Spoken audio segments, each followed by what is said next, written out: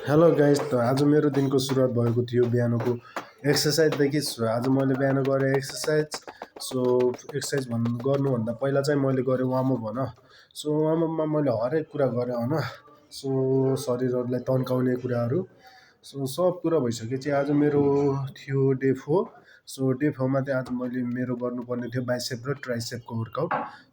मेरो आज बाइसेपमा मैले गरेँ इट्टालाई उठाएँ बाइसेपको लागि। 15 टाइम इट्टा उठाएँ दुइटै हातले, 25 टाइम।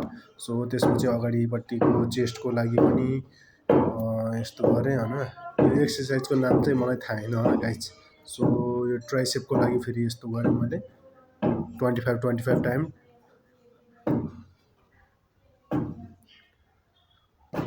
मेरो फोकस चाहिँ आज एकदम सही ठाउँमा थिएन क्या, किनकि आज मैले अलिक ढिलो नै वर्कआउट स्टार्ट गरेको थिएँ होइन गाइज।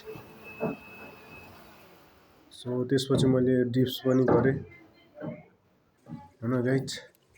त्यसपछि ट्राइसेपको लागि डायमन्ड पुसअप त एकदम इम्पोर्टेन्ट नै भइहाल्यो।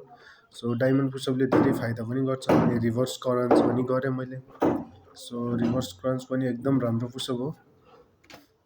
त्यसपछि आज मेरो वर्कआउट सकियो गाइज फाइनल्ली।